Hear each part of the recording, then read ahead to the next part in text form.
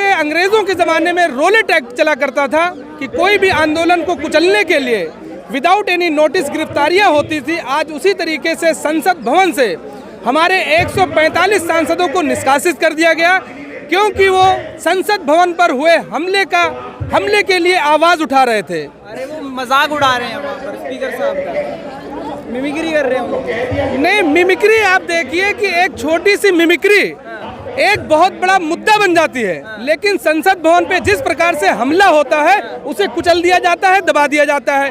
145 सांसदों को निलंबित कर दिया जाता है।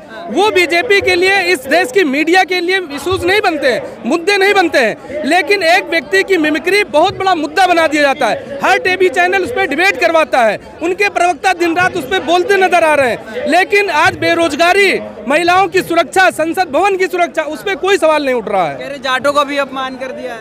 नहीं, एक व्यक्ति का अगर अपमान, किसी समुदाय विशेष का अपमान हो जाता है तो बहुत ऐसे अपमान होते हैं। हामिद अंसारी उस वक्त उपराष्ट्रपति थे, उनको भी अपमानित किया गया था, तो पूरे देश का मुसलमान अपमानित नहीं हो गया था। या सोनिया गांधी के लिए जिस तरह से मोदी द्वारा अपशब्द यूज किए जाते हैं, पूरे देश का अपमान नहीं हो जाता है।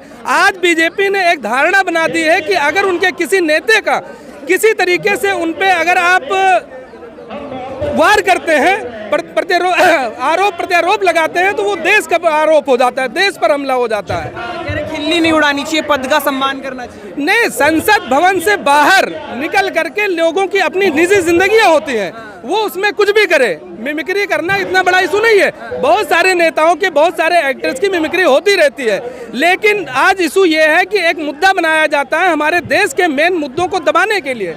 बीजेपी द्वारा ये षड्यंत्र किया जाता है, और ये षड्यंत्रकारी सरकार है। हम अचंभित नहीं है उनके इस कारनामों से, हम कभी अचंभित नहीं होते हैं। राहुल गांधी वीडियो बना रहे थे, गलत बात है। राहुल गांधी क्या व्यक्ति नहीं है? वो वीडियो नहीं बना सकते हैं। जिस तरह से उन संसद भवन को विपक्ष मुक्त कर दिया जा रहा है, अगर एक वीडियो उसका बनाया जा रहा है तो ये इशू बना दिया जाता है। मोदी द्वारा किस तरह से लोगों को अपमानित किया जाता है, सोनिया गांधी को जर्सी गाय तक बोला गया। जाट इस अपमान को बदला लेंगे।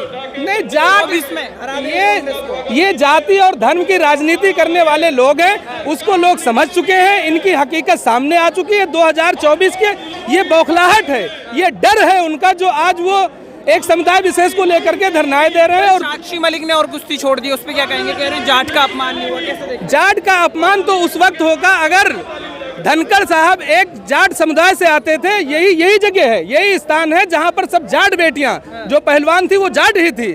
किस तरह से अपमानित करके उनको यहां से भगाया गया, उस वक्त धनखड़ साहब को आवाज नहीं निकली। उस वक्त उन्हें समुदाय विशेष की आवाज उठानी चाहिए थी, लेकिन उस वक्त वो सोए रहे।